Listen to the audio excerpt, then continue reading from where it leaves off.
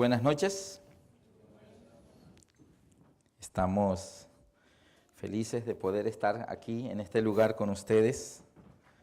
Agradezco a Dios por este privilegio de poder venir a este lugar tan distante de nuestro hogar, allá en Sudamérica, en Colombia. A esta hora mi hija se está levantando para ir para la universidad. Son las 4 de la mañana allá en mi hogar.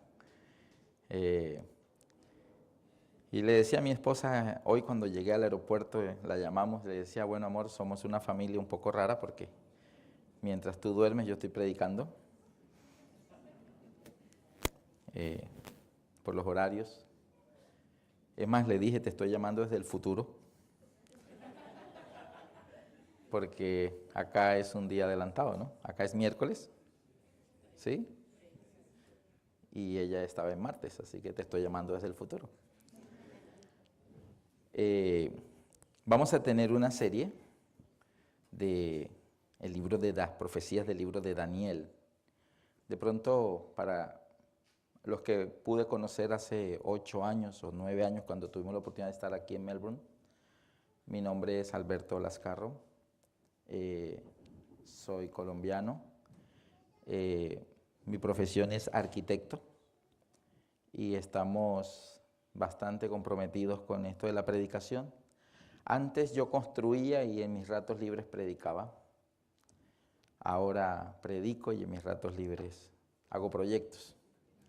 Porque ya no me da tiempo de construirlos, porque construirlos me tomaría quedarme allá. Y estamos teniendo una agenda bastante, digamos que llena, porque el domingo anterior regresé a mi hogar desde Panamá. Y al siguiente domingo estábamos viajando acá.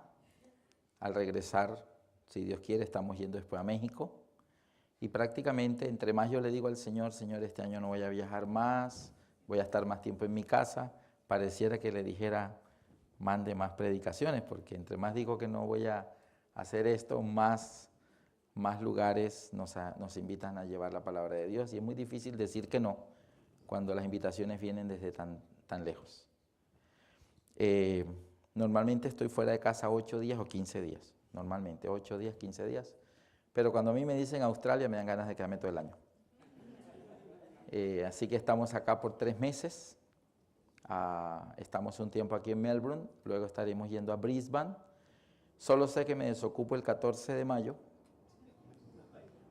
y entonces tomaremos 15 días hasta el 30 de mayo para visitar a los hermanos de Sydney y saludar a muchos amigos que tenemos allí.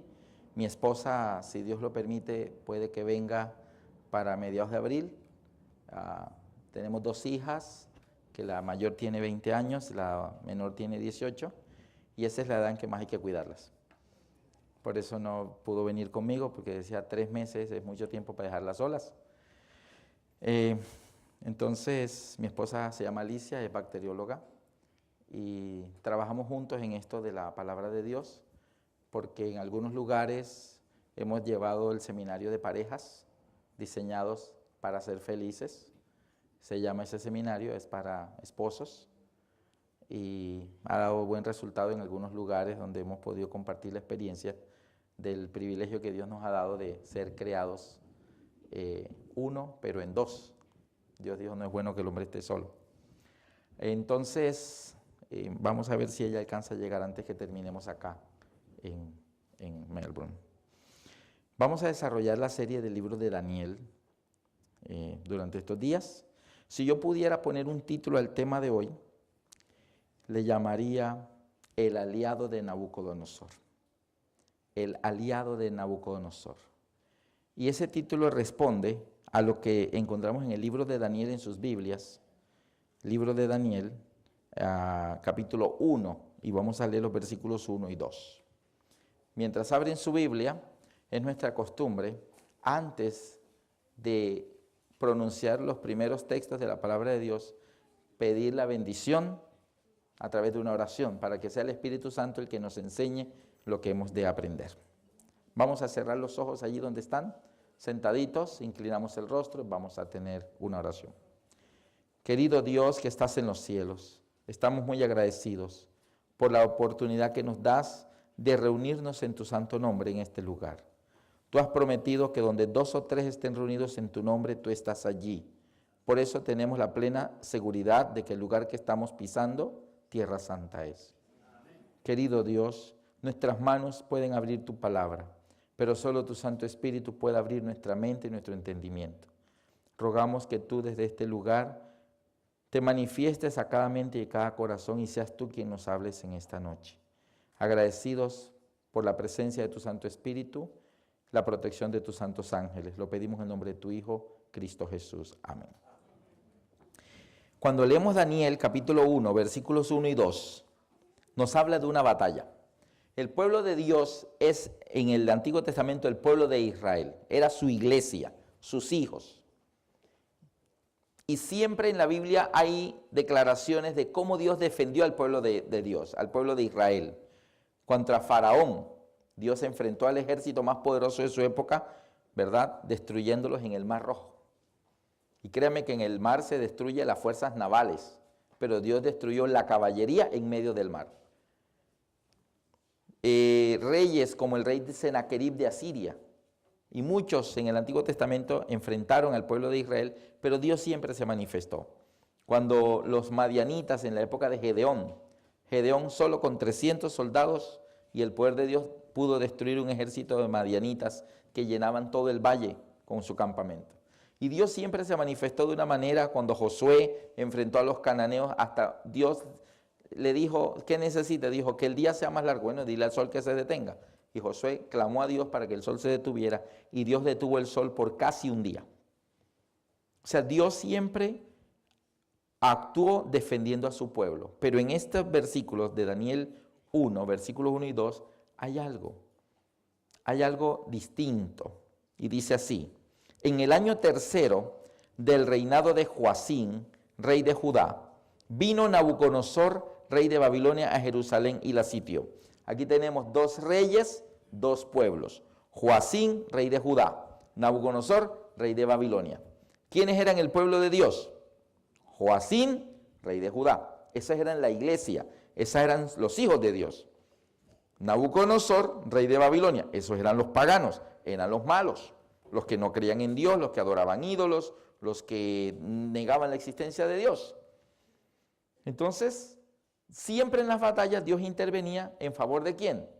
De su pueblo Israel. Sin embargo, aquí tenemos que en el año tercero del reinado de Joacín, rey de Judá, vino Nabucodonosor, rey de Babilonia, a Jerusalén y la sitió. Y el Señor entregó en sus manos a Joacín, rey de Judá, y parte de los utensilios de la casa de Dios, y los trajo a la tierra de Sinar, a la casa de su Dios, y colocó los utensilios en la casa del tesoro de su Dios. ¿Ya ven por qué el título de hoy se llama El aliado de Nabucodonosor? ¿Quién, según el texto que acabo de leer, fue el aliado de Nabucodonosor? ¿Quién ayudó a Nabucodonosor? Dios. ¿Cómo es que Dios toma parte en la batalla entre Israel y Babilonia y defendió a quién? ¿A quién defendió? A Babilonia. ¿Cómo es posible que Dios, en vez de defender a Israel, que son su pueblo, terminó defendiendo a Babilonia? Es más, dice aquí, el Señor entregó en manos de Nabucodonosor al rey Joacín, rey de Judá, y parte de los utensilios de la casa de Dios. Los babilonios saquearon el templo. ¿Y quién ayudó a saquear el templo? El propio Dios. Dice que Dios entregó en manos de los babilonios los utensilios de la casa de Dios. Imagínense, mire, llévense el candelabro y no olviden la mesa de los panes, tomen. Y el incensario, llévenlo también, tomen, lleven todo. Dios entregando su propio templo de oro en manos de los babilonios. Ahí lo dice, y entregó en manos. Hoy vamos a hablar de cuando Dios hace cosas extrañas. Cuando Dios hace cosas, como diríamos, al revés, está actuando de una forma contraria a la que se esperaría. ¿Por qué Dios se puso del lado de Nabucodonosor en vez del lado del rey de Israel? ¿Por qué Dios actuó de esa manera? ¿Les ha pasado a ustedes cuando usted espera que Dios haga una cosa y Dios hace otra? Y expresamente hace hasta todo lo contrario de lo que uno le está pidiendo. ¿Les ha pasado o solo a mí? Mira, para entender un poquito esto, vamos a ver por qué Dios mismo ayudó a destruir el templo.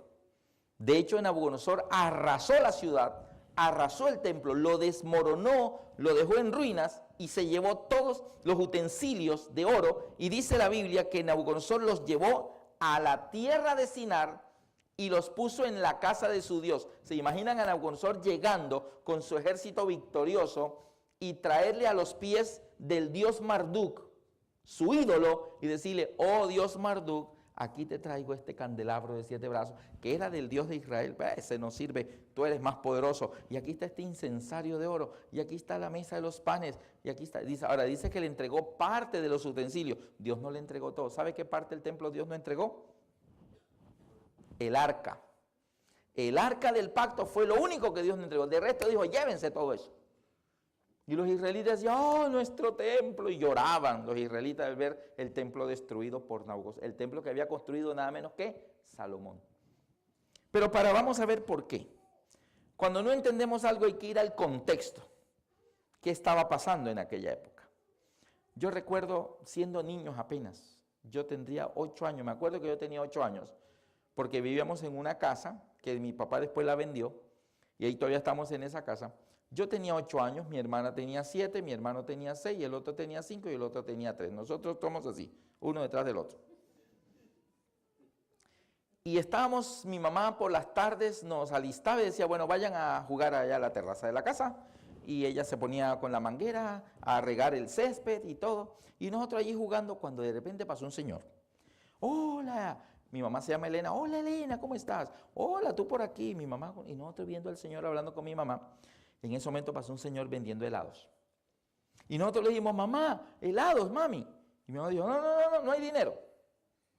Y el señor dijo: ¿quieren helado? Y nosotros: sí. Y mi mamá: no les vayas a dar nada. Sí, vengan, pidan lo que quieran que yo pago. Y nosotros: wow, qué rico. Y pedimos helado y el señor pagó el helado. Y ese señor para nosotros fue una persona especial. Por la noche, mi mamá le dijo a mi papá: mira, estaba yo ahí en la puerta con los niños y pasó fulano de tal. Y mi papá cambió. ¿Y ese qué hacía por aquí? Y mi hermana dijo: y nos compró helado. Oh, ¿para qué fue eso? Mi papá se enojó y dijo que por qué recibíamos helado de los extraños, y insultaba a mi mamá y le dijo muchas cosas feas. Y nosotros decíamos: pero mi papá sí es malo. Ese pobre señor tan buena persona y nos regaló helado a todos. Y nosotros veíamos a mi papá que no entendíamos su actitud. Entonces le preguntamos a mi mamá: mamá, mi papá, ¿por qué se puso así? Si ese señor es buena persona, ese señor nos regaló helado, ¿por qué mi papá se puso tan grosero? Y mi mamá dijo: lo que pasa es que ese señor, él fue novio mío antes de conocerlo a él.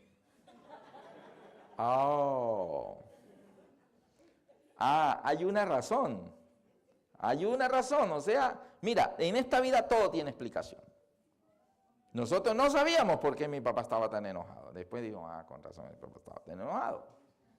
Así que no sabemos aquí por qué Dios dijo: venga para acá, vamos a ayudar a Nabucodonosor. Vamos a tumbar el templo, llévense todo. Y Nabucodonosor llega y le pone a los pies de su Dios como una ofrenda de victoria de que Marduk derrotó a Jehová. El Dios de los babilonios es más fuerte que el Dios de Israel. Y Dios ayudando. Vamos a ver el contexto. Vámonos al libro de... A ver, ¿quiénes aquí de estos dos pueblos eran los que adoraban al Dios del cielo? Judá, Israel. ¿Quiénes adoraban ídolos? Los babilonios. De los dos reyes, ¿cuál era cristiano? Joacín. ¿Y cuál rey era pagano? Nabucodonosor. Pero aquí Dios actúa no como aliado de Joacín, Dios actuó como aliado de Nabucodonosor. Vámonos al libro de Crónicas. Segunda de Crónicas en el Antiguo Testamento, por eso se llama Crónicas, porque ahí está escrito como si fuera el periódico de la época. En Segunda de Crónicas, el último capítulo, creo que es el capítulo 36. Segunda de Crónicas 36 nos dice lo siguiente. Aquí están los antecedentes de cuando hubo esa batalla, y vamos a leer desde el versículo 5 Segunda de Crónicas 36 a partir del versículo 5 y vamos a ver los últimos reyes que tuvo el pueblo de Israel en esa época. Y dice así: cuando comenzó a reinar Joacín, era de 25 años y reinó 11 años en Jerusalén e hizo lo malo ante los ojos de Jehová su Dios. ¿Qué hizo Joacín? Lo malo. Pero él era el rey de los buenos, pero hacía lo malo. Aquí no cuenta quién eres, aquí cuenta lo que haces. Versículo 6. Y subió contra él Nabucodonosor. Está contándonos ahora en detalle lo que pasó en Daniel 1. Y subió contra él Nabucodonosor, rey de Babilonia, y lo llevó a Babilonia atado con cadenas. También llevó Nabucodonosor a Babilonia de los utensilios de la casa de Jehová y los puso en el templo de Babilonia. Los demás hechos de Joacín y de las abominaciones que hizo y lo que en él se halló está escrito en el libro de los reyes de Israel y de Judá. Y reinó en su lugar Joaquín su hijo. Entonces aquí está diciendo que este rey, aunque era el rey del pueblo de Dios, hacía lo malo ante los ojos de Dios. Entonces Dios permite que venga el rey pagano y lo destruya. Versículo 9. De 8 años era Joaquín cuando comenzó a reinar, y reinó 3 meses y 10 días en Jerusalén, e hizo lo malo ante los ojos de Jehová. Ahí viene el siguiente rey con lo mismo. Y a la vuelta del año, el rey Nabucodonosor envió y lo hizo llevar a Babilonia, juntamente con los objetos preciosos de la casa de Jehová, y constituyó a Sedequías su hermano por rey sobre Judá en Jerusalén. La Biblia dice que el que quita reyes y pone reyes es Dios. Pero aquí en Jerusalén el que está quitando y poniendo reyes es Nabucodonosor. ¿Cómo estaba la situación del pueblo de Dios que estaba un pagano mandando en ellos y no ni siquiera su propio Dios? ¿Y de quién era la culpa? Ellos se habían alejado tanto de Dios que ya Dios no podía ni siquiera ingerir en sus decisiones de quién sería el nuevo rey. Un rey extranjero decía, ahora usted se va, ahora usted va a gobernar. Y puso al tío a gobernar. Versículo 11. De 21 años era Sedequías cuando comenzó a reinar y 8 años reinó en Jerusalén e hizo lo malo ante los ojos de Jehová su Dios. Notan que van 3 reyes y ¿qué tienen en común los 3 reyes? Hacían lo malo ante los ojos de Dios. Y en el versículo 12 dice que hizo lo malo ante los ojos de Jehová su Dios y no se humilló delante del profeta Jeremías que le hablaba de parte de Jehová. Entonces, ¿qué era lo que sucedía? El pueblo de Dios hacía abominaciones, adoraba ídolos, hacía lo mismo que hacían los paganos. Y Dios mandaba al profeta Jeremías que le dijera, mire, dígale a mi pueblo que yo no estoy agradado con lo que están haciendo. Dígale a ellos esto y esto. Y llegaba Jeremías y el rey se enojaba cuando Jeremías aparecía. ¿Sabe lo que hizo el rey Nabucodonosor? No lo vamos a leer por razones de tiempo. Pero el rey Nabucodonosor ordenó que a Jeremías lo metieran ¿dónde? En la cárcel. Y Jeremías desde la cárcel, y una cosa, y Jeremías le leyó el libro de la ley y el rey le quitó el libro de la ley y lo echó al fuego y lo quemó. Quemó la palabra de Dios el rey de Israel. A Jeremías lo mandó poner en la cárcel. Y después le dijeron al rey, ¿sabes qué? Jeremías sigue predicando desde el patio de la cárcel, desde allá grita, y todos los que pasan por la calle escuchan lo que él anda diciendo. Digo, así, ordenó que lo metieran dentro de una cisterna que había en el patio de la cárcel. Quitaron la tapa y lo echaron para allá abajo. Y dice que Jeremías se hundió en el cieno hasta el pecho. Taparon eso, y las cucarachas caminaban por las paredes, los olores, y Jeremías ahí metido. El profeta de Dios. ¿Y quién lo había metido ahí? El rey de Israel. Después vinieron unos príncipes y dijeron, pobrecito Jeremías, saquémoslo de ahí porque la infección lo puede matar. Y fueron allá y bajaron una cuerda y lo sacaron. Y le cambiaron su ropa, lo vistieron y lo dejaron en el patio de la cárcel. El rey tenía otros profetas.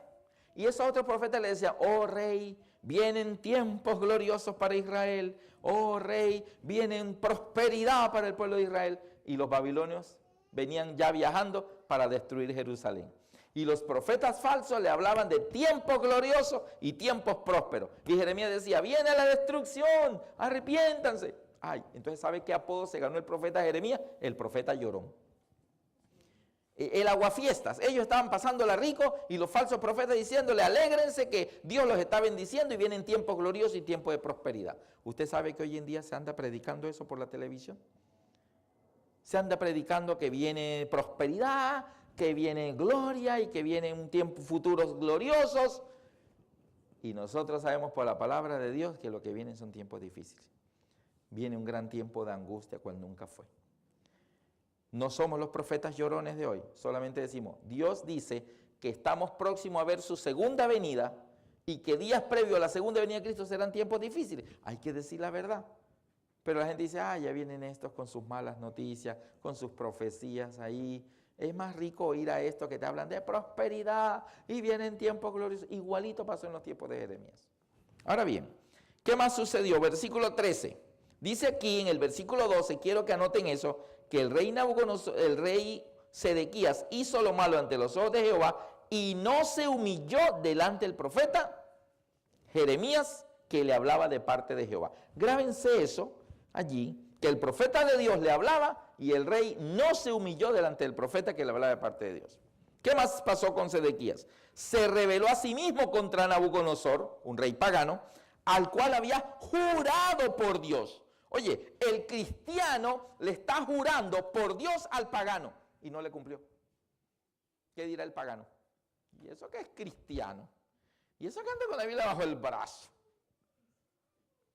Ahí lo dice, se rebeló a sí mismo contra Nabucodonosor, al cual había jurado por Dios, y endureció su cerviz y obstinó su corazón para no volverse a Jehová, el Dios de Israel.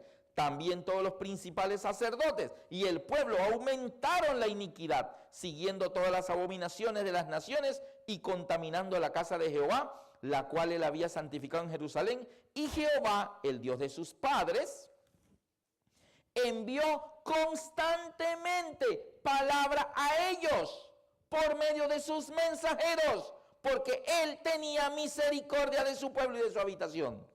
Mas ellos hacían escarnio de los mensajeros de Dios y menospreciaron sus palabras, burlándose de sus profetas, hasta que subió la ira de Jehová contra su pueblo y no hubo ya remedio. ¿Qué está diciendo aquí? Que Dios hizo todo lo posible por salvar a su pueblo. ¿Pero qué hizo su pueblo? Rechazar, burlarse y escarnecer a los mensajeros de Dios, entre esos Jeremías. Hubo otros, pero para no entrar en más detalles, el caso de Jeremías. Hasta que Dios, ya no puedo hacer más nada por mi propio pueblo. Versículo 17, por lo cual, ahora sí entendemos por qué Dios actuó como actuó. Versículo 17, por lo cual trajo contra ellos al rey de los caldeos, que mató a espada a sus jóvenes en las casas de su santuario, sin perdonar joven ni doncella, anciano ni decrépito, todos los entregó en sus manos. Asimismo, todos los utensilios de la casa de Dios, grandes y chicos, los tesoros de la casa de Jehová, los tesoros de la casa del rey y sus principales, todo lo llevó a Babilonia y quemaron la casa de Dios y rompieron el muro de Jerusalén y consumieron a fuego todos sus palacios y destruyeron todos sus objetos deseables. El jarrón chino, el televisor de plasma, el LCD, todo eso lo rompieron. O sea, las cosas deseables, las cosas delicadas, destruyeron todo. Y los israelitas decían, ¿y dónde está nuestro Dios que no nos defiende? No, pero es que ellos habían dejado a Dios. Cuando Dios actúa de una manera extraña, a veces decimos, yo no entiendo a Dios. Tenemos que hacer un análisis. ¿Qué está pasando con nosotros? Dios nunca nos deja. Somos nosotros los que dejamos a Dios. Y cuando se vienen los resultados, entonces decimos, ¿por qué Dios? ¿Por qué? Cuando hubo lo de las Torres Gemelas en los Estados Unidos, salía por internet, ¿dónde estaba Dios el 11 de septiembre? Recuerdo haber leído ese correo que decía, ¿dónde estaba Dios? ¿Por qué Dios permitió aquel acto tan terrible? Y luego hay una lista de cosas, legislaciones que se han hecho en Estados Unidos. Se prohibió orar en las escuelas, se prohibió que la gente, en el Congreso se aprobó que tal cosa, o sea, todas cosas que iban sacando la voluntad de Dios de sus vidas. Y habían hecho tantas legislaciones y tantas decisiones gubernamentales donde la religión no puede entrar aquí, la espiritualidad no puede entrar allá. Y llega un momento y dice, ¿dónde está? Ustedes lo sacaron. Ustedes lo sacaron, ¿dónde estaba? Pues ustedes lo sacaron para la calle. Dios te quiere defender, pero no puede porque tú lo alejaste de tu vida. Entonces, ¿qué sucedió? Dice el versículo 20. Mire cómo les fue a esta gente. Dice que Dios ayudó a Nabucodonosor a que matara joven, doncella, anciano. Dice que no perdonaran a nadie. Versículo 20. Los que escaparon de la espada, como quien dice, los que les fue bien. O sea, los que en la matanza les fue bien, ¿saben quiénes fueron? Los que lograron escaparse de la espada. ¿Quiénes fueron esos? Fueron llevados cautivos a Babilonia. O sea, los que no mataron a espada, su destino fue las cadenas y los grilletes. Y fueron llevados 1000 kilómetros a pie. No en avión, a pie. Fueron llevados a pie, arrastrados con cadenas, dice, y los que escaparon de la espada fueron llevados cautivos a Babilonia y fueron siervos de él y de sus hijos hasta que vino el reino de los persas. Entonces aquí tenemos que ¿por qué Dios actúa de esa manera? Pues tenemos un pueblo de Dios infiel y un pueblo pagano que es infiel porque es pagano. Pero ¿cuál es la diferencia? El pueblo de Dios conoce la verdad, pero no la vive. Y vive igual que los paganos, conociendo la verdad. Los otros viven como paganos porque son paganos y no conocen más nada sino eso. Y Dios mira los dos grupos y Él decide actuar ayudando a estos. Tomó un pueblo pagano para castigar un pueblo infiel. Sabían la verdad, pero no eran fieles a esa verdad. Si volvemos al libro de Daniel, capítulo 1, mira lo que dice ahora. En el año tercero del reinado de Joacín, rey de Judá, vino Nabucodonosor, rey de Babilonia, a Jerusalén y la sitió. Y el Señor entregó en sus manos a Joacín, rey de Judá, parte de los utensilios de la casa de Dios, y los trajo a la tierra de Sinar, a la casa de su Dios, y colocó los utensilios en la casa del tesoro de su Dios. Ahora bien, ya hemos hablado de por qué Dios actúa a veces de esa manera, como al revés, como invertida, como una manera no esperada. Pero ahora vamos a hablar un poquito de quién era Nabucodonosor. Es más, a Nabucodonosor, en Jeremías 25:9, si ustedes leen conmigo Jeremías 25:9, los que tienen la Biblia allí, vamos a ver que Dios llamó a Nabucodonosor de una manera muy especial. Mira cómo llamaba Dios a Nabucodonosor. Jeremías 25:9 dice, he aquí enviaré y tomaré a todas las tribus del norte, dice Jehová, y a Nabucodonosor, rey de Babilonia, mi siervo. ¿Cómo está llamando Dios a Nabucodonosor? Lo está llamando mi siervo. Y los traeré contra esta tierra y contra todos sus moradores y contra todas estas naciones en derredor, y los destruiré y los pondré por escarnio y por burla y en desolación perpetua. Desolación perpetua. ¿Han visto las películas bíblicas? ¿Han visto videos? Dice, esta película bíblica es tan fiel al relato que hasta se filmó en las propias tierras bíblicas.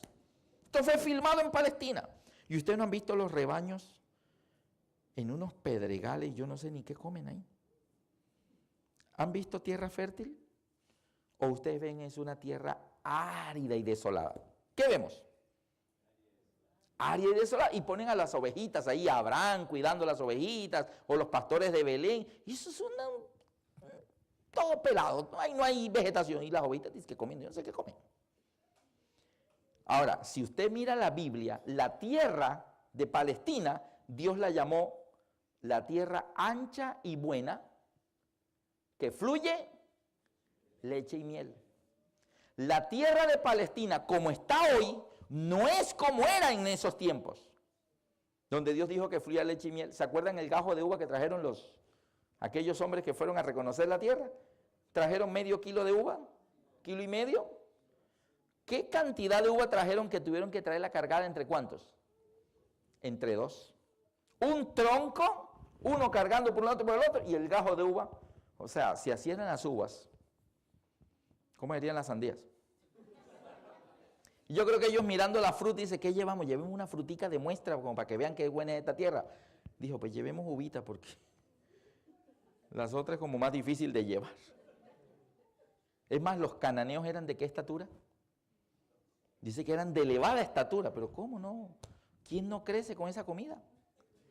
O sea, con esa alimentación, dígame, ¿quién no crece? Si así eran los gajos de uva. O sea, esa tierra era una tierra, dice, que fluía leche y miel. Si hoy en día se quisiera hacer un video de las épocas bíblicas, mostrando la tierra, cómo era en las épocas bíblicas, tendrían que filmar o en Canadá o en Suiza, para mostrar cómo era Israel en los tiempos, cuando Dios le dio esta tierra. Pero a raíz de tanta rebeldía, de tanta idolatría, que el propio pueblo de Dios cayó, dice que su tierra iba a quedar en desolación, ¿qué? Lo acabo de leer, perpetua. Y ustedes ven que la tierra ha ido deteriorándose, y aquella tierra que fluía leche y miel, hoy no es ni sombra de lo que fue. Es seca, ¿verdad?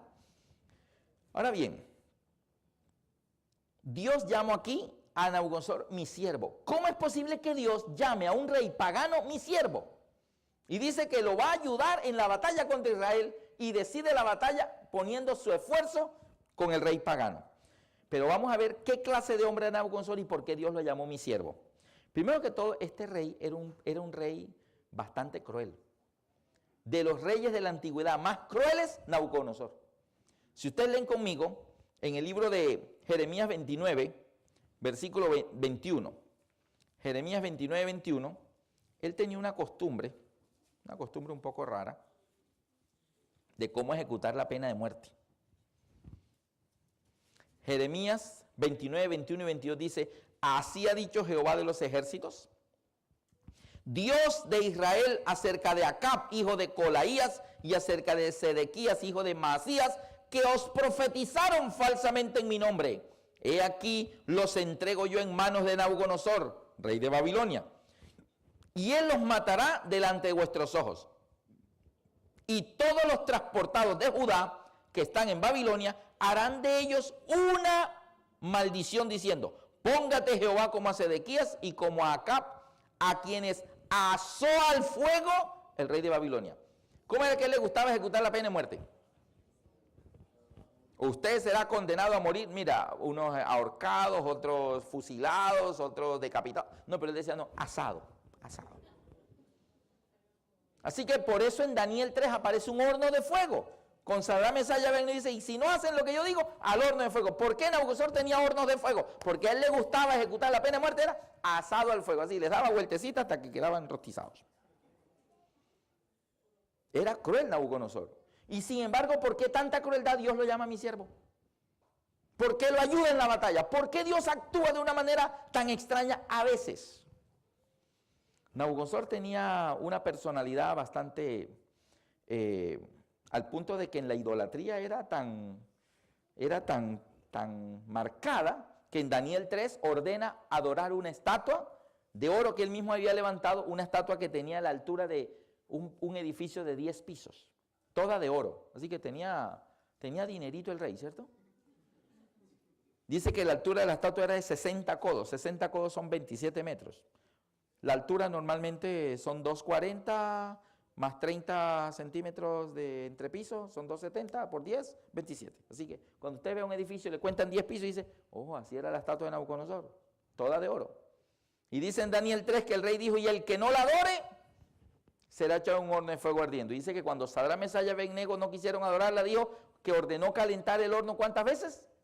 7 veces más. Así que era cruel, mataba a la gente asados al fuego, era idólatra, convencido de sus ídolos, y Dios lo llama mi siervo, y Dios lo ayuda en la batalla. Bueno, ¿qué más podemos decir de Nabucodonosor?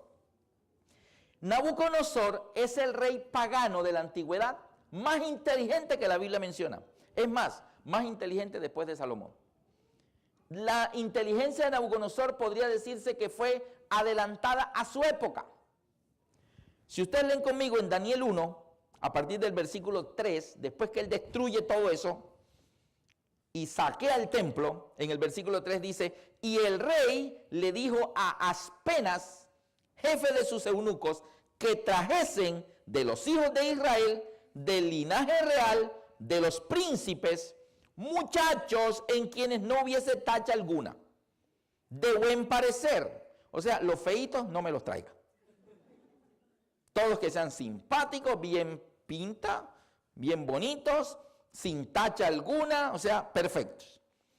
de buen parecer, enseñados en toda la sabiduría, sabios en ciencia, de buen entendimiento e idóneos para estar en el palacio del rey, y que les enseñase la letra y la lengua de los caldeos. Y les señaló el rey ración para cada día de la provisión de la comida del rey y del vino que él bebía, y que los criase 3 años para que al fin de ellos se presentasen delante del rey. Imagínate, y dice que entre estos estaban 4 jóvenes, Daniel, Ananías, Misael y Azarías, hijos de Judá. Resulta que estos fueron de los que escaparon de la espada, ¿se acuerdan? Dice, y los que escaparon de la espada fueron llevados cautivos. Ahora pónganse ustedes en las sandalias de Daniel, un joven cristiano, consagrado. Él sí leía la matutina todos los días. Él estudiaba el folleto este de las emociones, lo estudiaba todos los días. Él hacía el año bíblico. Él se leía los textos del Espíritu de Profecía. O sea, él era un muchacho entregado a Dios. Dirigía a la sociedad jóvenes, o sea, muy misionero, tenía grupo pequeño. Y de repente, un día llegan los ejércitos paganos, destruyen todo, queman su casa. No se sabe de la familia de Daniel, no se sabe nada, tal vez murieron en ese ataque. Pero este muchacho de 17 años, con 3 amigos más, fueron encadenados y llevados cautivos. Yo me imagino a Daniel mientras era arrastrado en cadenas, mirar hacia atrás y ver su ciudad en llamas, ver sus muros arrasados y en el suelo, ver el templo del Dios de él destruido y los babilonios llevándose las cosas sagradas de oro de ese templo. ¿Qué podía pensar este muchacho? Decir, Dios, ¿por qué? O sea, ¿por qué nos dejas que me pase esto? Y tuvo 3 meses para pensarlo, porque eso es lo que duraba el viaje. De 1000 kilómetros a pie, 3 meses, hasta que llegan a la ciudad de Babilonia. En esos 3 meses hubo muchas noches de lágrimas de estos jóvenes. Y cuando ellos ven en el horizonte que aparece esa zona verde llamado Mesopotamia, con esos ríos hermosos y azules, con los barcos más adelantados de la época, porque el imperio babilonio era el que gobernaba, y luego ven que la ciudad se ha agolpado junto a las calles principales porque van a ver el desfile del ejército babilonio que regresa triunfante de destruir Palestina, el pueblo de Dios, y ellos van encadenados y la gente los aplaude a los babilonios porque han derrotado y los ven a ellos eran llevados como esclavos. Así que Daniel dice, ¿a qué nos irán a poner a hacer? Nos irán a poner a trabajos forzados, nos venderán como esclavos para que seamos desparcidos por todos los pueblos. O sea, ¿qué nos espera? Y ustedes creen que Daniel no oraba y decía, Dios, ¿por qué? ¿Por qué tú permites esto? O sea, ¿por qué tú dejas que tus hijos fieles estemos aquí? Ok, los paganos, aquellos los mataron, pero Señor, yo no tengo la culpa, yo nunca adoré ídolos, yo estoy aquí fiel y mira dónde estoy encadenado. O sea, el perplejo de Daniel debía ser grande. Y esta semana vamos a ver muchas cosas de este joven, porque esas historias se repiten hoy. Lo cierto es que me imagínate a Daniel y a sus amigos cuando están llevados y ven que están siendo arrastrados hacia el palacio. Y dice, ahora que lleguemos allá, nos van a llevar a los sótanos, escaleras abajo, allá esos oscuros laberintos que habían debajo de los castillos antiguos. Allá nos meterán en el fondo del calabozo y allá en esa humedad, en donde el aire no se puede ni respirar, ahí nos dejarán tirados a pan y agua. Cuando de repente le dicen, ustedes sigan por acá, y los sacan de la fila. Y en vez de ir escaleras abajo, los llevaron fue escaleras arriba. Sigan al segundo piso, y uy, aquí como que en este palacio las cárceles quedan en el segundo piso. Y los llevan a una ala del palacio, unos pasillos con pisos brillantes, y el encargado, este eunuco, abre la puerta y le dice, usted, esta es su habitación, tiene vista al río Éufrates. Aquí está el baño, puede darse una ducha, aquí hay ropa limpia, aquí hay toallas, dése un baño, la cena es a las 6. Así tratan a los prisioneros aquí. Y luego cuando les dan la comida, ¿de dónde venía? De la mesa del rey. O sea que si el rey comía pescado, ellos comían pescado. Si el rey comía pollo, ellos comían pollo. Si el rey comía postre melocotón, ellos comían postre melocotón. O sea, lo que el rey comía era lo de ellos. ¡Wow! ¿Usted cree que Daniel no estaba como diciendo, y tan raro esto, no? Y luego le dice, bueno, señores, ustedes han sido escogidos y el rey les ha dado una beca para estudiar 6 semestres en la Universidad Estatal de Babilonia. Van a estudiar idiomas. Van a aprender el idioma de los caldeos porque el rey los ha escogido para que trabajen para él. Un rey adelantado a su época. La mejor comida, la mejor ropa, estudios, que en los tiempos antiguos estudiar era un privilegio de pocos. Solo la gente noble estudiaba, los demás se quedaban iletrados. Dice que Jesús cuando estaba en esta tierra dice que los apóstoles eran hombres sin letras. O sea, el estudio que hoy tenemos, el privilegio de un niño ir a la escuela desde chiquitito, eso es el privilegio de hoy en día nomás. Eso en la historia nunca ha sido. Pues queridos amigos, Nabucodonosor es tan adelantado a su época, una inteligencia. Mire, si le pudiéramos comparar la inteligencia de Nabucodonosor, lo más cercano que pudiéramos comparar sería a lo que hoy es los Estados Unidos. ¿Usted sabe por qué Estados Unidos ganó la carrera espacial? ¿Por qué Estados Unidos logró ir a la Luna antes que los soviéticos? Los soviéticos nunca han pisado la Luna. Todavía es la hora que los Estados Unidos van al espacio y regresan en un avión, aterrizan, se bajan saludando a todo el mundo. Los cosmonautas soviéticos, cuando la cápsula Soyuz entra a la atmósfera terrestre, abre sus paracaídas y cae en el desierto de Siberia, hielo congelado. Y créeme que el hielo es tan duro como el concreto. Así que caer en una cápsula, en el hielo de Siberia es...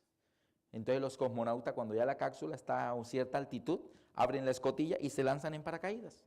Así que los helicópteros tienen que rescatar un cosmonauta colgado de un árbol, otro cayó en un potrero donde hay vacas persiguiéndolo, y la cápsula queda toda ya desajustada con ese tremendo golpe que se da contra el piso.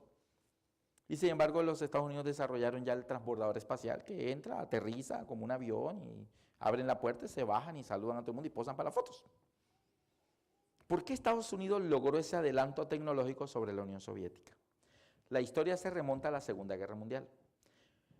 Cuando Hitler estaba atacando a Europa, Hitler tenía un grupo de científicos expertos en cohetes y los tenía trabajando en un proyecto que se llamaban las famosas V1, V2, Venganza 1, Venganza 2, y eran cohetes teledirigidos que salían de Berlín y destruían Londres con cohetes.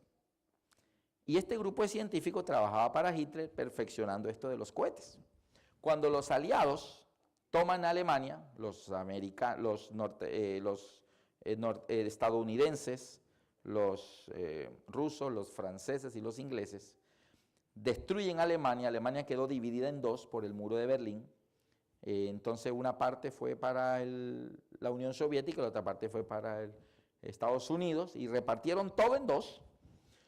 El equipo de científicos que trabajaba con cohetes también fue dividido en dos. Los soviéticos se llevaron su grupo de científicos para su lado y los norteamericanos se trajeron los de ellos para el otro lado. Los soviéticos llevaron estos científicos a Siberia y los fusilaron como por crímenes de guerra, porque esas bombas habían matado mucha gente, así que al paredón los mataron a todos. Los norteamericanos trajeron sus científicos acá, los llevaron a una base de la Fuerza Aérea y le dijeron: señores, nosotros sabemos que ustedes trabajan en experimentos de cohetes y nosotros aquí en Estados Unidos no los vamos a meter a la cárcel ni nada, ustedes son científicos, ustedes son libres, pero nosotros tenemos una idea, les damos todo lo que necesitan, les vamos a pagar, les damos escuela a sus hijos, les damos casa, les damos carro, todo lo que necesiten para vivir, solamente que continúen haciendo los experimentos estos de cohetes. La Fuerza Aérea va a financiarlo, nosotros queremos ir al espacio. Entonces los científicos dijeron: ah, eso sí me interesa a mí. Como buen científico le interesa el avance de la ciencia. Así que ese grupo de científicos no los mataron, no los metieron a la cárcel, sino que dijeron: le damos todo lo que pidan, solo que trabajen para nosotros. Eran alemanes, eran enemigos, pero los trajeron para acá, trabajen para nosotros. Ustedes son inteligentes, son científicos. Entonces comenzaron a trabajar y el 19 de julio de 1969, siendo las 10:34 de la noche, hora del este, el primer norteamericano estaba pisando la luna. Y cuando Neil Armstrong dijo aquellas famosas palabras de un pequeño paso para un hombre, un gran salto para la humanidad, en Houston, en el centro de control Houston, todos aplaudían y se abrazaban unos a otros por el triunfo de haber llegado a la luna el primer ser humano.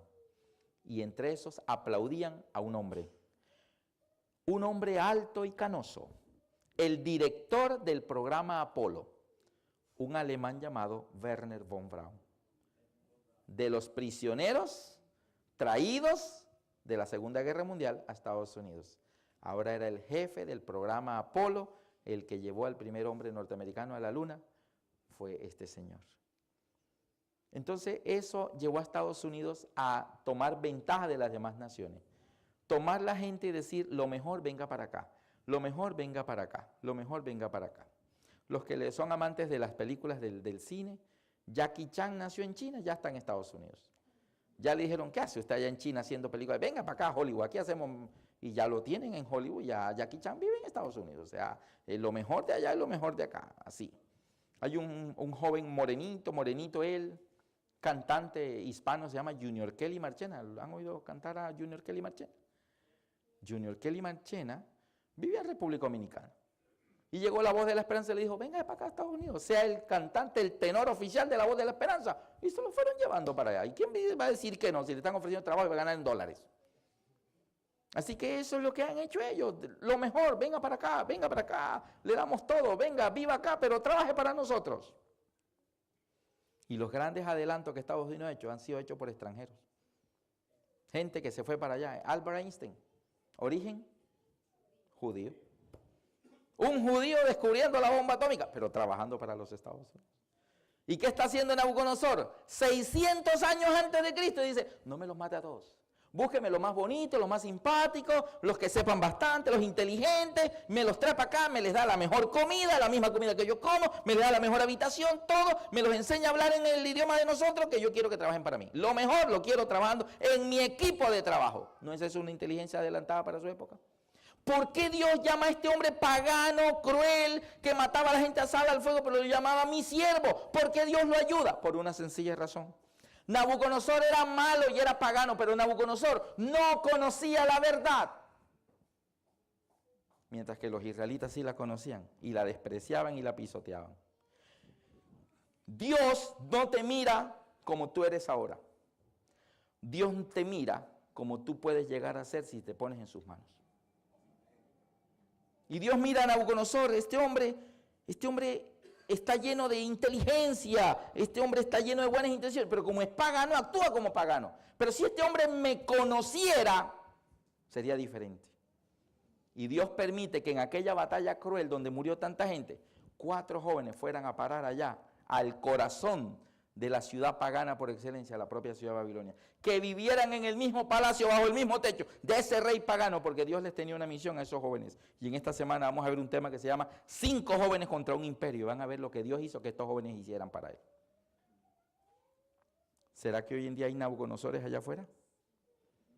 ¿Habrá hoy en día Nabucodonosores que nadie se atreve a tocarle la puerta para decirle, te traigo una revista de la iglesia?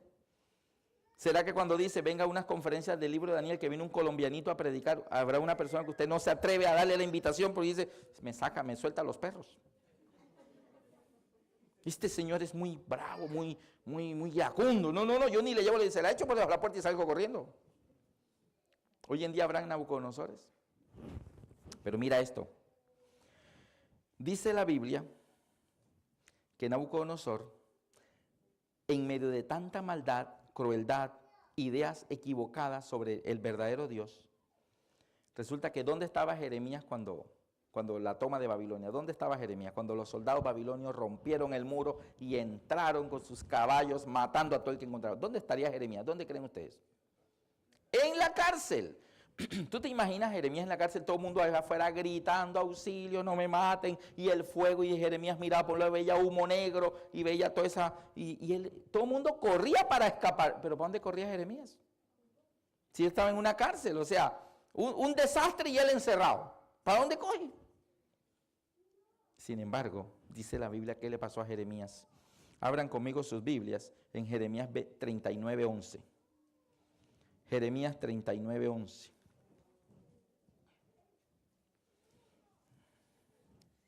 Jeremías 39, del 11 al 14 dice, y Nabucodonosor había ordenado a Nabuzaradán, capitán de la guardia, acerca de Jeremías, diciendo, tómale y vela por él, y no le hagas mal alguno, sino que harás con él como él te dijere.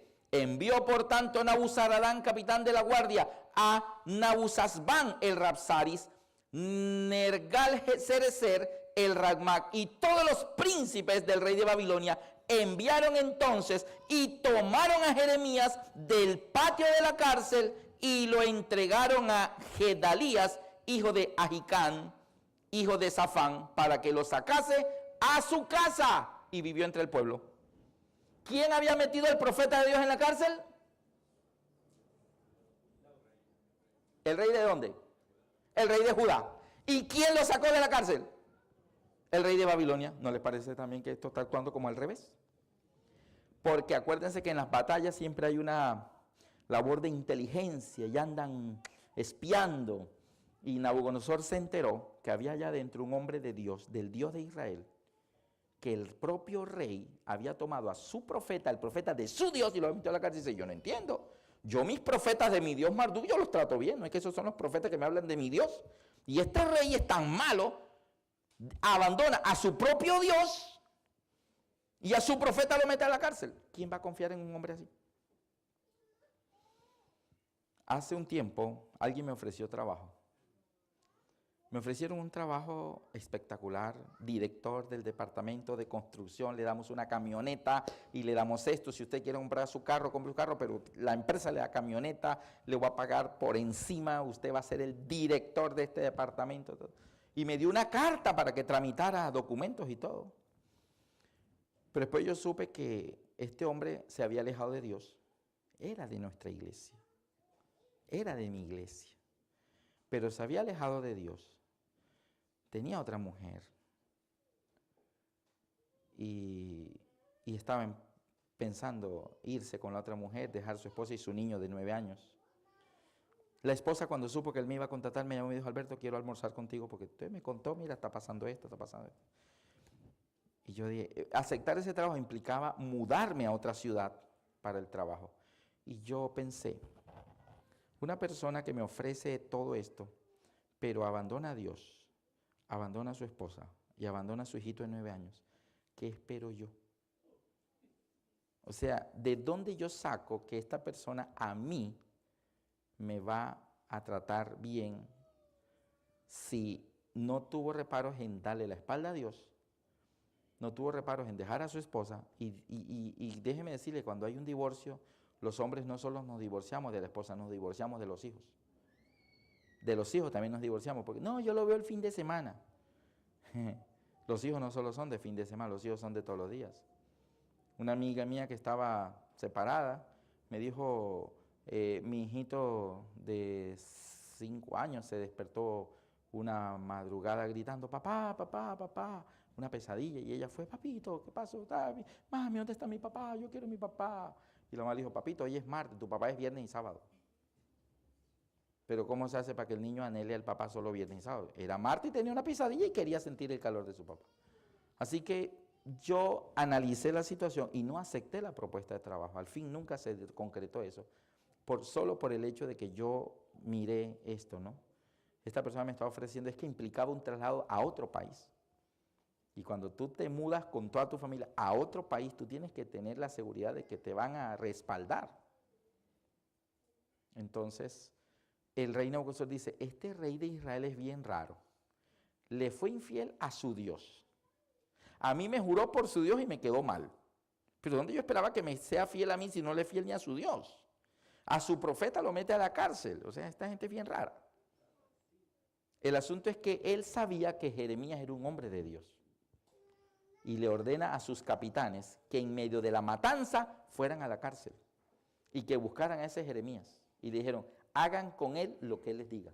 ¿Tú te imaginas cuando Jeremías asustado, esos gritos, los muros derrumbándose, la matanza, los gritos de batalla, y él no tiene para dónde? Otros tienen opción de meterse bajo la cama, pero él no está en una cárcel. Pero te imaginas cuando los muros o los cerrojos se abren y se abre la puerta de la cárcel y entra el ejército babilonio con armas y rodean a todos los prisioneros. Y entran los comandantes y llaman por nombre propio. ¿Quién es aquí Jeremías? ¿Usted contestaría? O sea, con nombre.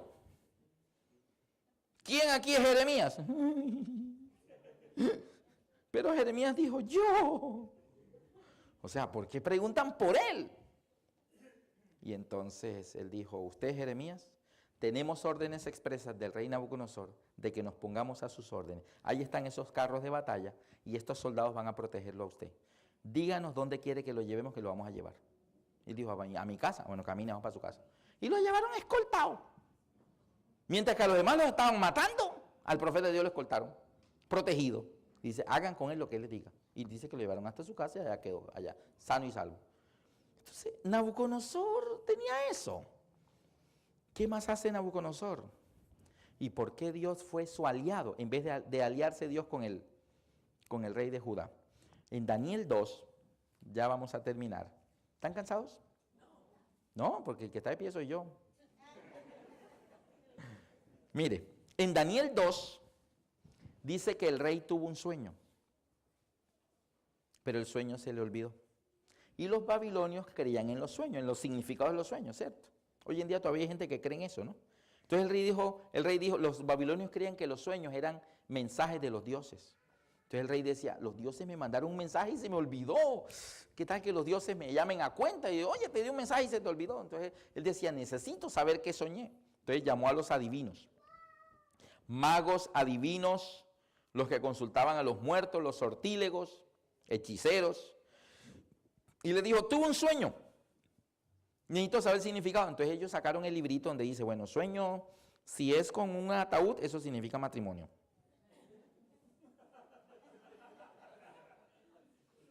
¿Cierto que hoy en día hay gente que tiene esas creencias? Bueno, eso viene de los babilonios, no se preocupen. Lo cierto es que ellos ya tenían su librito. A ver, rey, ¿qué soñaste? ¿Soñaste con ataúd? No, no, no. Y el rey dijo, el problema es que el sueño se me olvidó. Y ellos dijeron, no, pero así no podemos. Dijo, ¿cómo así que no pueden? ¿No es que son adivinos? Si son adivinos, adivinen qué soñé. Y además de eso, díganme el significado. Si no pueden adivinar qué fue mi sueño, ustedes son unos mentirosos. Y todos adivinaban. Los que adivinaban con los de las estrellas, era que las estrellas le decían el futuro. Los que consultaban a los muertos, era que los muertos, o sea, todos tenían distintas fuentes, pero todos adivinaban. Entonces el rey dijo, si ustedes no me dicen qué soñé y su significado, los voy a mandar a matar a todos. Entonces, Daniel, que ya vivía allí en Babilonia, Daniel, no voy a entrar en más detalle de Daniel, mañana hablamos de Daniel. Entonces, dice que Daniel fue donde el rey y le dijo, rey, si tú me das un tiempito, yo te traigo qué soñaste y además qué significa. Y el rey dijo, listo, tiene tiempo. Dice que Daniel se fue a su habitación con sus 3 amigos, Sadrach, Mesach y Abednego, y hicieron banda de oración toda la noche. Oraron, Señor, el rey nos va a matar a todos. Por favor, ¿qué soñó? ¿Qué soñó? Tú eres el dueño de los pensamientos de los seres humanos. Entonces dice que esa misma noche Dios le reveló a Daniel que era el sueño. Al día siguiente Daniel madruga y busca al comandante del ejército que estaba encargado de matar a los sabios, a los adivinos. Entonces le digo, venga, ya no los mate. Lléveme donde el rey que ya tengo el sueño. Entonces va donde el rey. Y le dice, mira rey, tú estabas en tu cama y te comenzaste a pensar qué sería del futuro. Cuando yo me muera, ¿qué será de esta gran Babilonia? ¿Será que esto seguirá? ¿Será que la destruirá otro pueblo? ¿Qué será el futuro de mi país? Entonces te quedaste dormido y Dios te mandó un sueño y tú soñabas con una gran estatua. Y el rey dijo, claro, ahora que lo pienso, sí, era una estatua, sí. Y la cabeza era de oro. Oh, sí. Y a medida que Daniel le iba diciendo, él se iba acordando. O sea que el principal testigo de que lo que Daniel estaba diciendo era verdad, era el propio rey. Porque solo el rey sabía lo que iba a hacer. Y la cabeza era de oro, los pechos eran de plata, esto era de bronce, esto era de hierro, esto era de barro cocido con hierro, y luego vino una piedra y golpeó la estatua y se desmenuzó todo y se cayó al piso y la piedra quedó y le fue. Y el rey, sí, eso fue el sueño. Oye, ¿tú cómo sabes? Y al final, entonces Daniel le dijo, mira, lo que tú pedías ningún hombre puede hacerlo, pero hay un Dios en los cielos que él puede. Ese Dios, el Dios Jehová, el del templo que tú destruiste, él te mandó este sueño para que tú veas el futuro. Y bueno, y le da toda la explicación del sueño. Y le dice esto, significa esto y esto y esto. Pero me interesa la parte final, Daniel 2, versículo 45.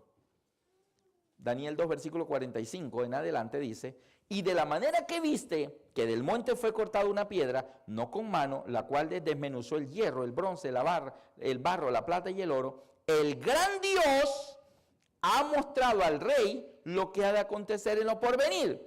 El sueño es verdadero y fiel su interpretación. Entonces el rey Nabucodonosor se postró sobre su rostro y se humilló ante Daniel y mandó que le ofrecieran presentes de incienso. ¿Ustedes se acuerdan del versículo que yo le di ahorita que se guardaran? ¿Se acuerdan del rey Sedequías? Que lo leímos ahorita. Comparémoslo. Leamos Crónicas, y comparen ese texto. Crónicas, segunda de Crónicas, capítulo 36, versículo 12. Y lo comparamos con Daniel 2:46. Si los que están anotando, comparen segunda de Crónicas 36:12 con Daniel 2:46. Dice así,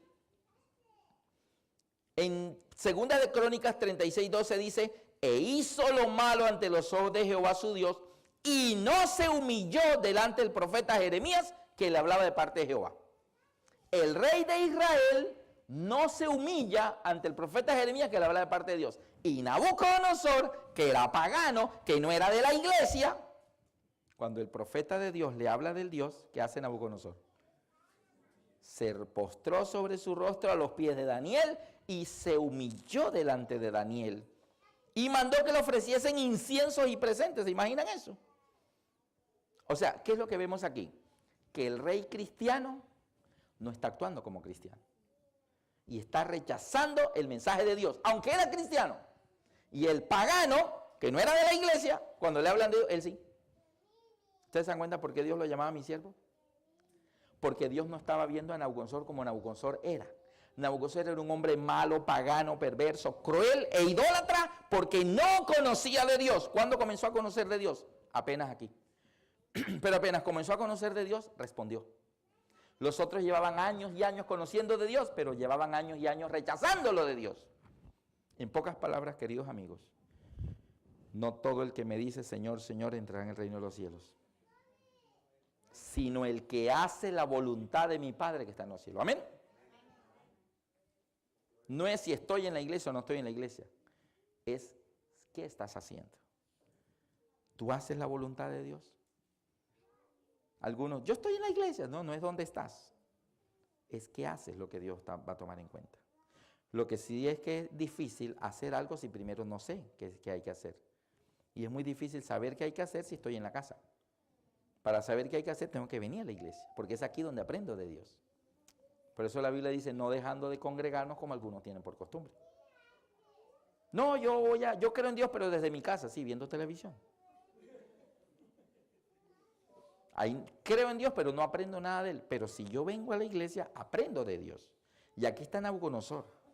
Le hablan del Dios del cielo que es capaz de darle un sueño y de darle el significado. Y dice, claro, ¿quién podía si solo yo tenía eso en mi cabecita? Ni yo me acordaba. Y este hombre viene y me lo dice. Oye, tu Dios es tremendo Dios. Y aquí lo dice al final, en el versículo 47, Daniel 2:47 dice, y el rey habló a Daniel y dijo, ciertamente el Dios vuestro es Dios de dioses y Señor de los reyes y el que revela los misterios, pues pudiste revelar este misterio. Entonces el rey engrandeció a Daniel y le dio muchos honores y grandes dones y le hizo gobernador de la provincia de Babilonia y jefe supremo de todos los sabios de Babilonia. ¿Y qué fue lo que hizo el otro con Jeremías? Lo metió a la cárcel, se burlaba de él, lo menospreciaba, lo humillaba, lo echó entre una cisterna que se hundió hasta el pecho. Queridos amigos, ¿cómo reacciona la gente cuando le llega la verdad? ¿Cómo reacciona la gente cuando la Biblia le es presentada? Unos la aceptan con mucho amor y con mucho gozo, otros hacen burla de ella. Y aquí Dios no pregunta, este es cristiano, venga para acá. El otro no es cristiano, vaya para allá. No, así no actúa Dios. Dice, este es cristiano, pero hace mi voluntad. No, entonces vaya para allá. Este es pagano, pero hace mi voluntad. Sí, entonces venga para acá. Porque no es lo que decimos, no es todo el que dice, Señor, Señor, entra al reino de los cielos, sino el que hace la voluntad de mi Padre. Y Nabucodonosor está ahí. ¿Ustedes se imaginan a Nabucodonosor arrodillado, ese rey tan arrogante, tan poderoso? Ordenaba a los ejércitos que demolieran una ciudad y lo hacían. Y ahí se arrodilla, rostro en tierra. Daniel, un muchacho de 17 años así, Y el rey allá arrodillado delante de él. Y dice a los sacerdotes, traigan incienso y ofrézcanle a Daniel. Y Daniel en medio, los sacerdotes comenzaron. Y Daniel, no, por favor, no me echen eso a mí. Y el rey, sí, échenle. Y ellos, ay, echándole incienso. Y Daniel en medio. Y dice, tráiganle regalos, dones, te voy a nombrar. Y una vez fue firmando el decreto, queda nombrado gobernador. Lo exaltó, le dio un cargo importante. El rey pagano, porque es un hombre de Dios. Mientras que el otro rey, que era el rey del pueblo de Dios, cuando el profeta Jeremías le hablaba de Dios, le molestaba. Y dijo, sáquenlo de mi vista. Quemó el rollo en el fuego, métanlo a la cárcel, échenlo en la cisterna. Queridos amigos, es cómo reaccionamos cuando nos llegan las cosas de Dios. Entonces Dios sabía que Nabucodonosor, aunque era malo, aunque era cruel, aunque era pagano, pero Nabucodonosor era sincero. Él hasta donde conocía, él creía que eso era la verdad y era fiel a su verdad. Es más, vamos a ver esta semana, porque apenas hoy es el primer tema, que Nabucodonosor saqueó el templo de Dios y todos los utensilios de oro los trajo. ¿Y sabe qué hizo con ellos? Los trajo al templo de su Dios, los puso a sus pies y dijo, oh Dios Marduk, estos utensilios eran del templo de Jehová, son vasos sagrados, por eso los traigo a tu templo, porque son sagrados. Los sacó de un templo y los metió en otro templo, siempre los consideró sagrados. Pero como él creía que el Dios verdadero era este y no aquel, que aquel era una farsa, entonces dijo, te los traigo. Hay gente que cree cosas que no son verdad, pero son sinceros y valoran eso. A veces con más interés que los que conocemos la verdad. Qué tristeza. Qué tristeza que haya gente que no ha tenido la oportunidad de nosotros de conocer tantas verdades, pero ellos son más fieles a lo poquito que conocen que nosotros a lo mucho que sí conocemos. Y Dios tiene muchos siervos allá afuera. Dios tiene muchos siervos, hermanos y amigos. Hay muchos Nabucodonosores allá haciendo cosas terribles, pero ellos son sinceros porque hasta donde conocen, ellos creen que es eso y son fieles a lo que conocen. Les voy a poner un ejemplo. Me fascina la historia de Alejandro Magno. Y hasta hace poco un abuelito de la iglesia fue que me explicó por qué le llamaban Alejandro Magno.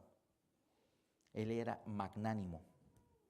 Alejandro Magno dirigía su ejército y les decía, conquistemos aquel reino y traigan todos los tesoros. Y cuando traían todos los tesoros conquistados decía, ¿cuántos somos? Somos 3000. Ok, somos 3000 más el rey, 3001. Bueno, dividamos todo esto en 3001 parte. Y le daba a cada soldado la misma parte que él recibía. Y los soldados decían, o sea, el rey, salimos a 20 monedas y el rey también le tocaron 20 monedas. Y repartía todo en partes iguales. No era que el tesoro era para él y a los soldados les daba cualquier cosita. Él decía, todo en partes iguales, para los soldados y para mí.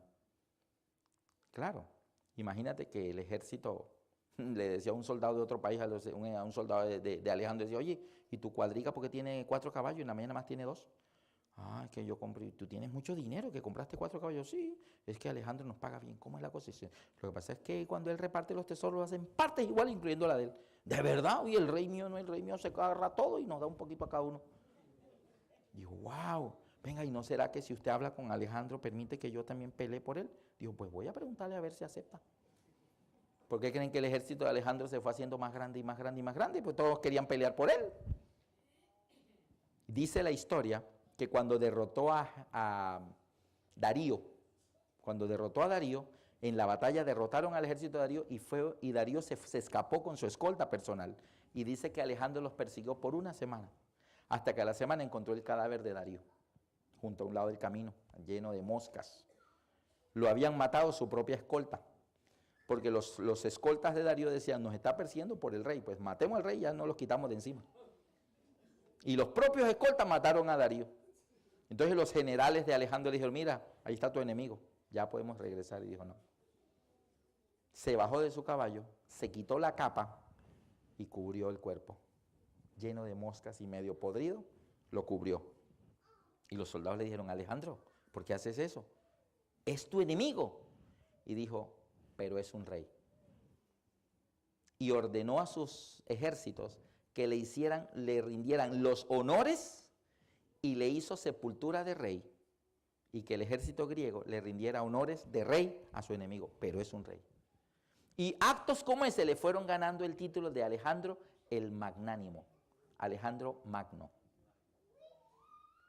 Pero resulta que Alejandro, lo que más me llama la atención era porque él salió a conquistar el mundo. Resulta que él desde niño tenía una duda, y él dudaba si su padre era realmente el rey Filipos o su padre era Zeus. ¿Será que me dice yo como? Y él se miraba al espejo y dice, es que yo soy demasiado hermoso. ¿Sabes cómo son los griegos de hedonistas, no? Ellos se miraban y decían, es que yo soy demasiado, yo tengo como cara como de un dios.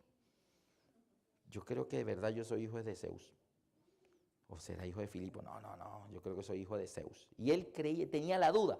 Así que fue al oráculo, después que su padre murió y él heredó el trono del rey, fue al oráculo de Delfos y allá consultó. Le dijo al oráculo, yo tengo una duda, ¿mi padre realmente es Filipos? Y le dijeron, no, tu padre es Zeus. Dijo, yo sabía. Así que cuando él tuvo la certeza de que su padre era Zeus, fue y conquistó el mundo. ¿Quién se le enfrentaba? Si su padre es Zeus. El que me meta conmigo, mi papá le da. Y fue y conquistó el mundo. En 33 años ya todo el mundo era de él. Ahora yo le voy a hacer una preguntita a ustedes. ¿Alejandro realmente era hijo de Zeus? ¿No? No, Zeus no existe. Zeus es un ídolo inventado por los griegos. Ahora bien, ¿Alejandro creyó en algo que era verdad o era mentira? ¿Ah? ¿Él era hijo de Zeus, sí o no? No. Eso es mentira. ¿Pero él se la creyó? Sí. Ahora bien, él creyó en una mentira y fue y conquistó el mundo. ¿Usted de quién es hijo? ¿De quién? ¿Cuántos de los que están aquí creen que son hijos de Dios? ¿Cuántos están bien seguros que son hijos de Dios? Esto es porque no han ido a conquistar el mundo. Alejandro creía en algo que no era verdad, pero se lo creyó tanto que fue y conquistó el mundo. Nosotros creemos algo que es verdad. Amados, ahora somos hijos de Dios. Si no te lo crees por ti mismo, léelo en la palabra de Dios. Aquí lo dice. Amados, ahora somos hijos de Dios. Pero no los creemos con tanta fuerza. Sí, pero esto es un ejemplo. Hay personas allá afuera, queridos amigos, que no han tenido el privilegio de conocer las verdades de la Biblia. Pero lo poco que conocen, lo valoran más. O hasta creen en cosas que no son verdad, pero las valoran más que nosotros, las cosas que Dios nos ha dado. ¿Está bien?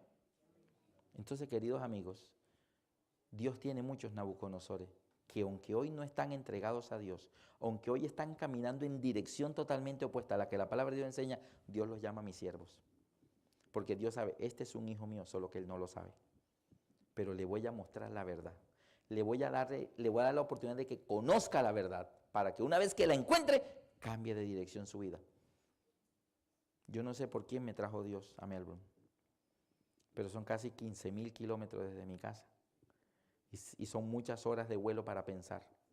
Y siempre que yo voy viajando no puedo evitar preguntarme, Señor, ¿por quién me estás llevando allá? Y nunca lo pregunto en plural, porque Dios no necesita que sean muchos. Por una sola persona Dios mueve medio mundo, por una sola persona. Porque para Dios cada persona es única.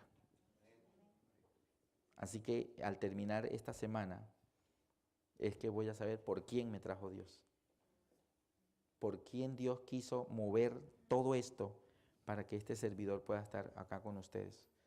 Señor, ¿quién está allá en Australia que tú quieres que sepa lo que tú me has enseñado a mí? Y por eso me estás llevando para compartirlo. Y créeme que Dios te está dando esa oportunidad. Se la dio a Nabucodonosor. Lo puso en contacto con Daniel. Y Daniel le comenzó a hablar del verdadero Dios. Y Nabucodonosor comenzó a ver la diferencia entre el gran Marduk y el Dios que le decía lo que hay en tu mente y en tu corazón. El Dios de Israel. Al Dios que él creía que había derrotado. No, él no derrotó a Dios, él derrotó a los infieles hijos de Dios. Porque a veces por la infidelidad de nosotros, los que ya conocemos la palabra de Dios, lo que hacemos es mostrar una imagen distorsionada de lo que es el amor de ese Dios tan maravilloso que dio a su Hijo para que viniera a esta tierra a dar su vida por nosotros en la cruz. Y algunas personas solo ven en esto religión. Religión tienen los indios. Religión tenían los griegos. Religión tenía Saulo de Tarso y perseguía a los cristianos. Religión y Dios no son la misma cosa. Tú no has venido esta semana a ver religión, tú has venido a ver de Dios. Un Dios que te conoce y que Dios no te está viendo por lo que haces ahora. Dios te está viendo por lo que vas a hacer cuando lo conozcas a Él. Pero ya desde ya Dios te está llamando mi siervo. Amén. Conozco casos de personas, queridos amigos, que han llegado a nuestras conferencias con experiencias increíbles. En Venezuela, un hombre se me acerca el segundo día de conferencia y me dice, ¿usted es Alberto Lascarro? Yo le dije, sí, mucho gusto. Me dijo, yo quería conocerlo personalmente. Yo me iba a suicidar. Y el día que me iba a suicidar, vi un video suyo. Y Dios cambió la dirección de mi vida. Me quedé con la pistola comprada, me dijo. Le dije, un momentico, ¿cómo así? Ven para acá. Y me lo llevé aparte y dije, cuéntame cómo es eso. Me dijo, sí. Yo tenía una inmobiliaria, una empresa de bienes raíces. Yo solamente valoraba a la gente por lo que tenía. A mí no me importaba la gente, sino lo que tenía. Si no tiene nada, yo me iba y no me importaba la persona, porque para mí no contaba lo que la persona era, sino lo que tenía. Miraba su reloj, miraba sus zapatos, miraba su auto. Pero yo caí en bancarrota, perdí todo. Y un día estaba en mi oficina y yo escuché una voz que decía, sal de la oficina. Y yo miraba para todos lados, no había nadie, la ventana estaba cerrada, ¿quién me habla? Siguió en sus documentos y la voz decía, sal de la oficina. Pues él se sintió como un poco nervioso y dijo, bueno, será un presentimiento. Le dijo a una de sus secretarias, acompáñeme, y salieron a trabajar en otro lugar. Y a la media hora lo llamaron y le dijeron, vea, llegaron 3 hombres con armas, preguntando por usted, golpearon a los empleados, buscaron en todos lados, debajo de los escritorios, en los armarios, buscaron, revolvieron todo, que usted dónde se escondía porque lo iban a matar, porque debía muchísimo, miles y miles de millones debía. La esposa le dijo, ¿tú crees que yo me voy a hacer matar por ti? ¿De que por ir un día contigo nos maten a los dos? No, lo abandonó llevándose al niño pequeñito con ella. El único niño que tenían y se fue. Entonces él sin esposa, sin hijo, sin empresa, sin dinero, lo querían matar. Él llegó a concluir que lo mejor era matarse. Entonces pensó, me voy a matar chocando mi auto de frente contra otro auto. Pero después dijo, no, pero ¿qué tal que se mueran los del otro auto sin tener la culpa de mis problemas y se va a morir otra gente? Dijo, no, mejor voy a chocar el auto contra un muro de concreto y ahí me mato. Dijo, no, pero ¿qué tal que quede cuadrapléjico? Entonces, sin plata y cuadrapléjico, ahí sí que quede peor. Dijo, no, mejor me voy a disparar en la cabeza. Y fue y compró un arma. Y dijo, el sábado me voy a matar. La mamá era una señora que le decía a mi hijo, venga para que vea un CD. No, mamá, yo ahora no estoy para eso de CDs. Y la mamá cada rato, mi hijo, yo quiero que venga a mi casa que le quiero mostrar un CD. Y el día que él se iba a matar dijo, voy a ir a ver a mi mamá por última vez, sin que la mamá supiera lo que él iba a hacer. Fue un sábado a almorzar, y cuando terminaron de almorzar le dijo a la mamá que se iba a recostar en la cama un rato. Se fue a la cama y se puso la mano así. Y la mamá, que estaba en silla de ruedas, fue al cuarto y metió un CD al televisor y dijo, hoy es que vamos a ver el CD, ¿oyó? Ay, mamá, usted con lo del CD, pero si yo ahora no tengo mente para CDs. No, pero quédese ahí y lo escucha. Y le puso un CD y dijo, era un señor hablando de unos extraterrestres y esto y aquello. Y entonces por los primeros 10 minutos yo no entendía nada de lo que estaba diciendo esa persona. Pero después de 10 minutos comenzó a tener sentido lo que estaba escuchando. Comencé a tener interés, así que me incorporé y era usted en el televisor predicando. Entonces, mi mamá por el rabito del ojo nada más me miraba, pero seguía viendo el televisor. Y usted habló allí de un tema y usted al final dijo que no se perdiera en el tema de mañana. Entonces se acabó el CD y yo le dije, mamá, ¿y tiene el siguiente tema? Y dijo, sí, aquí está, póngalo. Y puso el tema número 2. Y en ese segundo tema usted dice que si no puedo estar en todos los temas, pero que por favor que no me pierda el de mañana, aunque no venga más.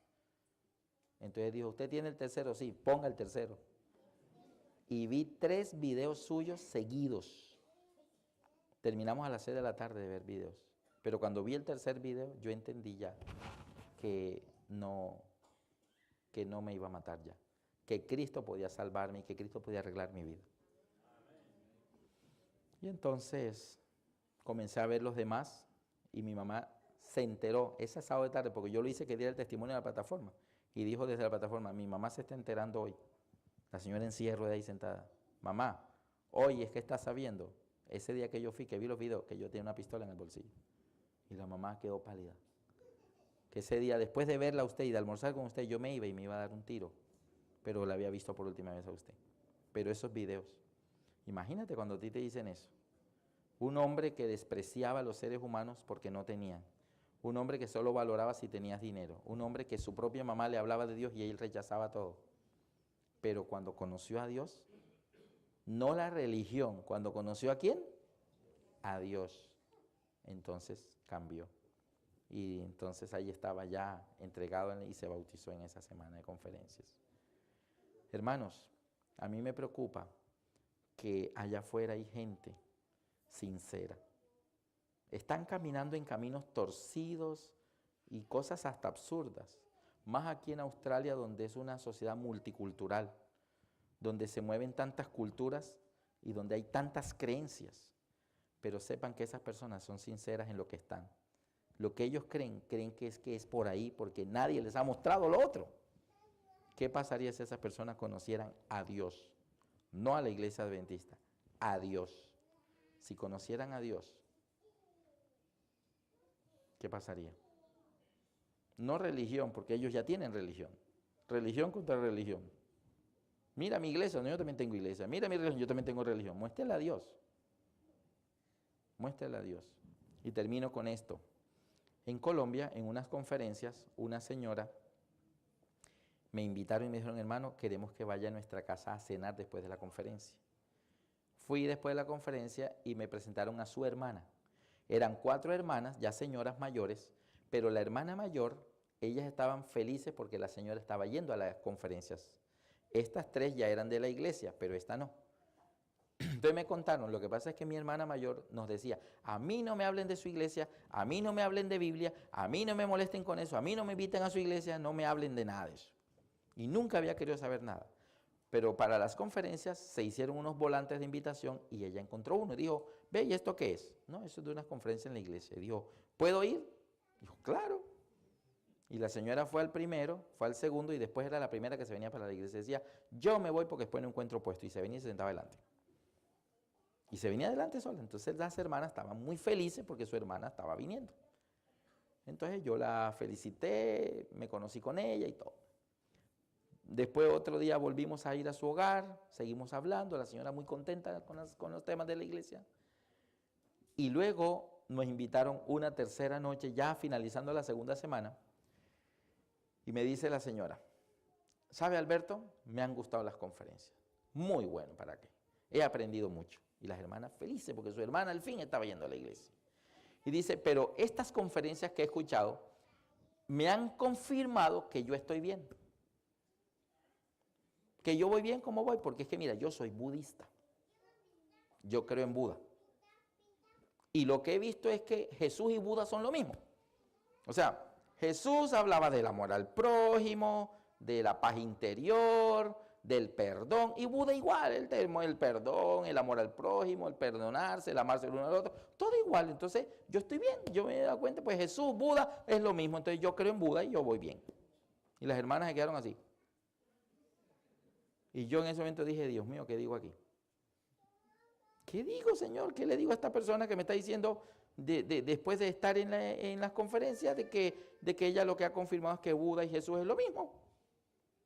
Y créeme que cuando tú le oras y dices, Señor, ¿qué digo aquí? Él responde. Por eso Él dijo, vayan y prediquen y aquí yo estoy con vosotros todos los días hasta el fin del mundo. Él está aquí. Y cuando uno dice, Señor, ¿y aquí qué digo? Que me corcharon. Lo que Jesús me dijo que le dijera fue esto. Le dije, es verdad que Jesús y Buda son lo mismo. Sí, es lo mismo. Sí, ambos son maestros, iluminados y todo. Sí, igual, todo igual. Yo solamente encontré una pequeña diferencia entre Jesús y Buda. Y es que la tumba de Buda Él está en su tumba, ¿cierto? Y me dijo, sí, él está. ¿Y dónde queda la tumba de Buda? Eso queda en tal parte. Y hay peregrinaciones. Y mi sueño es algún día visitar la tumba de Buda. Yo, qué bueno. Y pues la única diferencia es que Buda está en su tumba, en cambio Jesús no. Jesús se salió de la tumba de él. De resto todo es igual. Hasta la tumba, Jesús y Buda ofrecen lo mismo. Amar al prójimo, amar al prójimo. El perdón. Amarse los unos a los otros, amar los unos a los otros. O sea, igual. Pero en la tumba, Buda se quedó ahí. Buda no puede ofrecerte nada de ahí para allá. En cambio Jesús sí. Jesús dijo, yo soy la resurrección y la vida. El que cree en mí, aunque esté muerto, vivirá. El que cree en mí no morirá eternamente. Entonces, pues sí, las enseñanzas son iguales, pero si yo tengo que morir, yo sé que Jesús me saca de allá. En cambio, el día que tú, Dios no lo quiera, pues tengas que morir, pues yo no sé si Buda te pueda sacar, porque él mismo no ha podido salir de él. Y la señora me dijo, ¿cuándo es que son los bautismos? Y para la honra y gloria de Dios ella se bautizó. ¿Era sincera? Sí. ¿Era sincera? Sí. Solo que en lo que ella conocía era por ahí. Lo que Dios está buscando es personas que le muestren a los demás a Dios. Yo no le hablé de la iglesia adventista, le hablé de Dios, del Dios que se salió de su tumba y que te ofrece la vida eterna. Amén. Nabucodonosor tenía una religión muy pomposa, muy, digamos, lujosa, los babilonios, oro por todos lados, pero no tenía al Dios del cielo. Pero él era sincero, él decía, quien sea el verdadero Dios, yo lo sigo. Pero como nadie le había mostrado el verdadero Dios, él seguía a Marduk. Pero Dios lo conocía y Dios decía, este hombre es sincero. Si este hombre supiera de mí, otra cosa sería, necesito que alguien le hable de mí a él. ¿Sabe cuántos Nabucodonosores allá afuera? Hay muchos. Yo no sé cuántos Nabucodonosores vinieron hoy. Son personas que en su corazón aman a Dios, solo que conocen muy poco de ese Dios. Y esta semana es la oportunidad que Dios permite para que sepamos más de ese Dios. Y hoy apenas fue el primer tema. Mañana vamos a ver un tema que se llama profecía para la gloria de Dios. Ese es el tema de mañana. Profecía para la gloria de Dios. Por esta noche yo solamente quiero preguntar si puedo ver las manos en alto de los amigos que les gustaría decirle, Señor, tú sabes cuánto te amo y gracias por haberme encontrado. Porque me buscas y me encuentras. ¿Cuántos creen que Dios los está buscando a ustedes? Dios los está buscando a ustedes, ¿verdad? Pues ya los encontró. Ahora falta que le van a contestar ustedes a Dios, ¿verdad? Imposible que este rey pagano tan malo que asaba al fuego a la gente vaya al cielo. ¿Y tú, que crees tanto en Dios, no vayas? Imposible, ¿cierto? Imposible. Entonces, les gustaría que tengamos una oración con los amigos. Estoy hablando con las visitas, ¿verdad? Las visitas, les gustaría, colocándose de pie las visitas, que les gustaría que pudiéramos hacer una oración pidiéndole a Dios, Señor, muéstrame el camino de la verdad. ¿Se lo mostraste a este hombre? ¿Por qué no me muestras a mí también? Para que yo conozca tu verdad. Porque hasta donde conoces, tú estás caminando en esa dirección. Pero ¿qué pasaría si conocieras más? Yo quisiera ver de pie a los amigos que nos visitan para que ahí desde su lugar tengamos esta oración. Pues ahí con eso voy a terminar, ¿sí? Entonces puedes colocarte de pie. Tenemos 2 damas, 3 damas de este lado. Tenemos un lindo grupo de amigos allí. Está muy bien. Vamos allí donde están a tener una palabra de oración. ¿Dónde está la joven que nos va a tener un himno? Muy bien. Yo le he pedido a ella que cante. Ella va a cantar ahorita un himno. Mientras ella canta, yo quisiera dar este tiempito mientras ella canta, porque puede haber otras personas allí sentados que también les gustaría unirse a este grupo de personas que se ha colocado de pie. Solamente allí en el puesto colocarse de pie. Al finalizar el himno, entonces tendremos la oración. Ella se llama Wendy y va a tener el himno. Vamos a pedirle a los amigos que nos acompañan sentados para que también se coloquen de pie para acompañar la oración con todo este grupo de visitas que están de pie allí. Vamos a inclinar nuestro rostro para orar. Misericordioso Dios que estás en los cielos, estamos muy agradecidos, Señor, porque tú estás interesado en cada uno en forma particular. Tú nos conoces a cada uno por nombre, Señor. Conoces nuestras preocupaciones, nuestros dolores, nuestras angustias, nuestros anhelos. Tú conoces a cada uno, Señor, desde que nacimos. Y tú has estado pendiente, Señor, de cada paso de nuestra vida. Y has considerado, Señor, que es el momento de que podamos saber que tú estás extendiendo tu mano en generosa invitación para que unamos nuestra vida a los destinos del cielo. Gracias, oh Dios, porque en esta noche nos has mostrado que aunque las personas puedan estar yendo por los caminos más equivocados, si tú conoces que en su corazón hay sinceridad, tú les muestras la luz de la verdad, para que ellos puedan conocerte a ti y caminar en la nueva dirección en la que lleva la vida eterna. Tú nos enseñas, Señor, que no hay persona que tú no puedas alcanzar con tu gran amor. Así como el rey Nabucodonosor te comenzó a conocer y tú desde ya, Señor, estabas interesado en él, aunque él caminaba en el paganismo, tú, oh Dios, le enseñaste tu voluntad y le hablaste a su corazón. De esa misma forma hoy, tú puedes hablar al corazón de cada uno de nosotros para llamarnos al arrepentimiento y a un cambio de vida, para que al conocer lo que tu palabra enseña acerca de la verdad podamos comenzar a caminar en ella. Estamos viviendo días finales de la historia de este mundo. Ayúdanos, oh Dios, a prepararnos para estar en aquel grupo que cuando tú aparezcas en las nubes de los cielos podamos decir, he aquí, esto es nuestro Dios, Él nos salvará. Oh Dios, que ninguno de los que está aquí falte allá ese día y que podamos vivir contigo la eternidad.